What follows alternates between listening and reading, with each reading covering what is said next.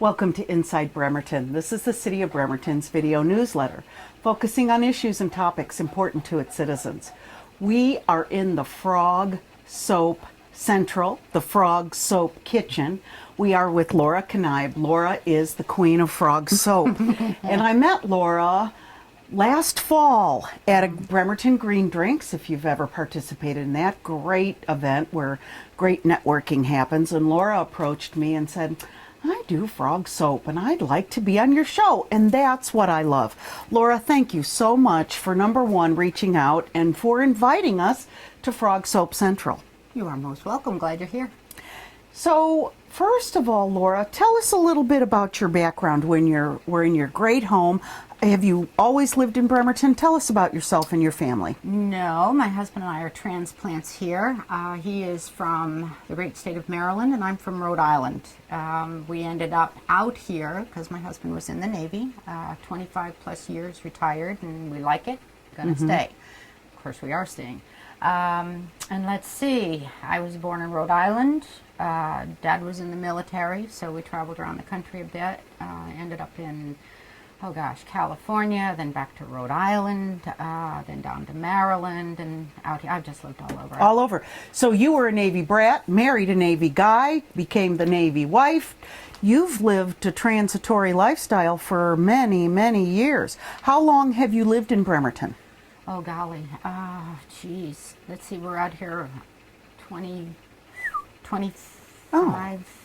A long time. Nice. Very nice. Over half my life, I guess, at this point. You do have your degree from... It was in Elkins College in Elkins, West Virginia. Oh. Up in the hills of West Virginia. It's about as far into the mountains as you can go. That's where D&E is. Nice. School, private Beautiful. Yeah. And your degree is?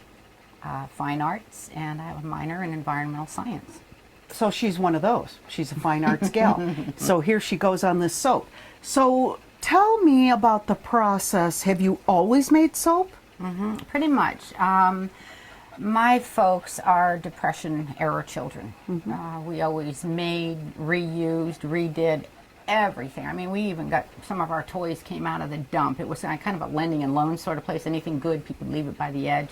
And then it was redone. So if you had beef tallow, you had bacon grease, you turned it into soap. Wow. So I learned how to do that very, very young. And then we were out here and, doing the same thing. And then in a restaurant one day, and I was like, I think I can do something with that, And this is just the waste vegetable oil. I saw, by a cooker. So I grabbed some and spent about, a year and a half. A lot of really ugly soap was made in the process until I could make this stuff work. And that's how this happened. So. And F.R.O.G actually is, what's the word? It's an acronym. Oh, I couldn't get it. An acronym. What does F.R.O.G stand for? From reclaimed oil and glycerin. Very cool. It's so fun. You're in this restaurant, you realize, I think I could do something with this waste oil, which also some folks are using to put in their cars and stuff. And, Indeed. Similar process, actually. For real? Yeah. Oh, very cool. So you're a little bit of a chemist. A little bit. And we're right in her little chemistry thing. So tell me about the evolution. How long have you been doing the reclaimed oil process? Well, from the very beginning, when I first started testing it, you could probably go back 3+ years. And then we actually went down to the Norm Dix building and signed little pieces of paper and made it legal September 1 of 2013. So that pretty recent. Oh yeah, it's been amazing what's happened in a year and a half, a little over a year and a half. Cool. So right now you're selling your products, farmers market, any little retail stores? Yep, we've got 4 little stores. The new little shop up on the hill, Gift Shop Alley.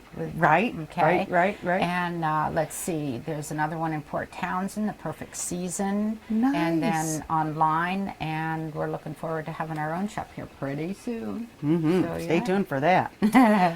So tell me, what is your personal favorite soap that you make? Gosh, Do you have a favorite? I do, sort of. Well, I make over 30, so it's kind of hard to narrow it down. But if you want one that's a little zingy and creamy and Smells good and opens your sinuses in the morning. The hemp seed oil soap, it has eucalyptus, peppermint, and a little lavender in it, and it is to die for. It's good.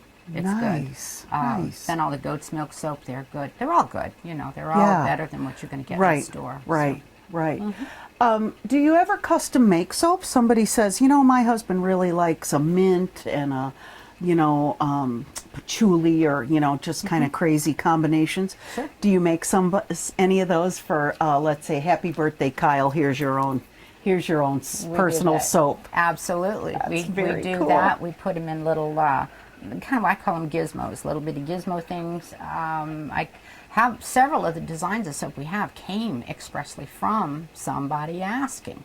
One in particular, which is really neat, is our caregiver soap. You know, I have a couple of friends that their parents are light stages and further stages of dementia. One is a caretaker in her home, and she's been doing this for, I believe, over 6 years. Another, her mother is in a caregiving facility. Unfortunately, when people get in these situations, you know, there's taking a lot of medication. There are a lot of odors that come from being bedridden. So put together a combination of our basic shampoo with activated charcoal. Now what that does, it allows them to bathe them very quickly. I mean, in and out, because they're usually fragile and frail. They get cold fast. Very cold, they're being bathed in 2 inches of water. So they can go from top to bottom with shampoo, a bar shampoo, and they're in and out, and then the activated charcoal neutralizes odors. So it's one bar, and it's amazing to be able to do something like that, you know, expressly for a certain purpose. And you mentioned you made a similar soap for your dog, which is very Indeed. cool, with the activated charcoal. Indeed, and it's wonderful because it has a tea tree in it, which is good for their skin, our skin. Well, we can use that soap because it's just good shampoo, no creepy additives, no chemicals, nothing synthetic. And so yeah, it's just the tea tree, a little lavender, which the lavender will chase fleas away a little bit. It doesn't kill them, but fleas don't really like it. And then the activated charcoal, and it removes that. Well, it doesn't remove it. It neutralizes the funk. You know, that they get that. You know? Yeah, the doggy funk. The doggy funk. Yes, the doggy funk. And it's wonderful stuff. It's really good stuff. Wow. So, well, Laura, you have a very wonderful setup here. You have this downstairs separate little apartment kitchen that's kind of her laboratory. So we're going to take a look at the process. that's the super secret recipe. You can't see that. I need 4 pounds of, this is palm oil,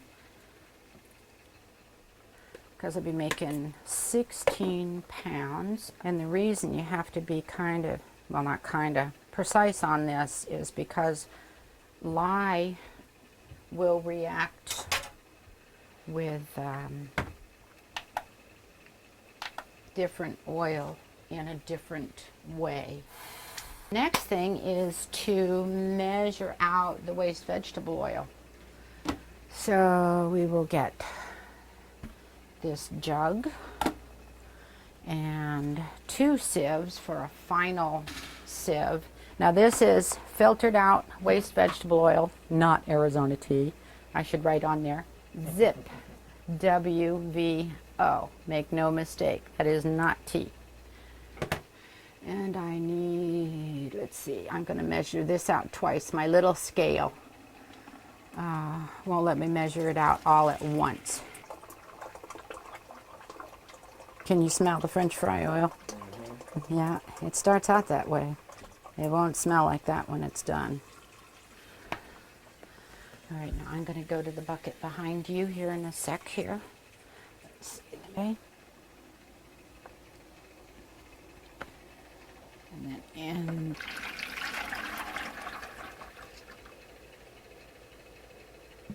And each bar ends up between this oil and packaging represents a 1/4 pound of reclaimed material. And it's now soap. It's something that is not harmful to anybody. And castor oil is to make a little extra lather. It's not much, but it's enough to make that difference.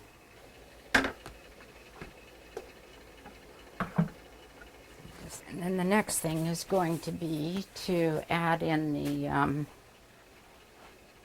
lye water, and that's what turns all of this into soap. This is the palm oil to go in with the rest of it. This is a harder fat, and that makes the soap bar harder. If you used all oil, you're going to have a really soft bar. Can you see it starting to change? And that is soap happening right there. It changes. By the time this is all done, there is no oil, there is no lye. There is just soap. The two become soap.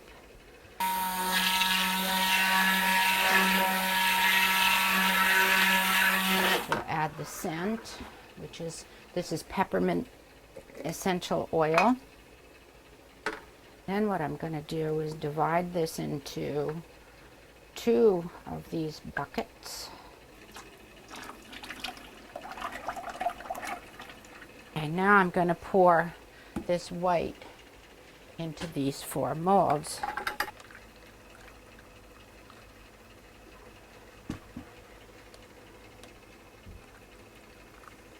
Madder root, which has been ground up and turned into a powder. And this is one of the oldest types of colorant that mankind knows, because it's very natural and it just grows. No synthetics, no dyes, no man-made anything, just the root. And see how it's starting, it'll lay on top of itself. See that? That's how you know the trace, what it's doing. You want different thicknesses for different things. If you're going to blend a lot of colors, you want it a little more liquid. And if you want something to stack up like we're going to do there, you want it a little bit thicker. And then see, now I can start layering this in, and the bottom layer will stay flat, so it'll look pretty. Okay. It goes through a gel state. It heats up, and it, which is why cold process soap, which is what this is so creamy and feels so good. It just makes it, oh, it's just wonderful. So how it gets that way is to allow it to go through that gel state. And it just keeps it warm. And even tomorrow when I come down, I'll still be able to put my hand under here, possibly even before you guys leave today. You'll be able to feel the heat coming through the box. It's an amazing process. The making of soap is absolutely, it's amazing. It's a cool thing. I'm not sure of the date when man actually figured it out, mankind. But my thought on this, there are all kinds of, I'm sure, scholarly ways of thinking where soap came from. But I figure the first forest fire made the first soap, because you've got, lye comes initially from wood ash, hard wood ash, oak, that sort of thing. And once water filters through that, it becomes lye. You can make it yourself by taking wood ash, putting it in a bucket, and let rainwater go through it, come out underneath. And that's the way people did it a long time ago. And they'd float a feather on it to see if it was strong enough. If the feather floated or whatever, it was good stuff. So they couldn't regulate it, which is why people say, oh, grandma's lye soap, and just eat your hide off, that sort of thing. It was probably lye heavy. They weren't using the proper amount of lye to the proper amount of fat, and it can be very strong. Where this is all calculated out. You know exactly how much lye, how much water, and how much of each of these oils to use. And then you get soap, and it's gentle, and it's kind, and it's fun. Laura, I want to thank you for, again, inviting us and reaching out to BCAT to feature your very, very cool business. We are in the F.R.O.G Soap Central, the F.R.O.G Soap Kitchen, the F.R.O.G Soap Lab. I hope you've enjoyed seeing the process of making soap, and we're right here with Laura Kneib. Thanks again, Laura. Thank you. This was fun. Thanks for joining us on Inside Bremerton. We'll see you next time.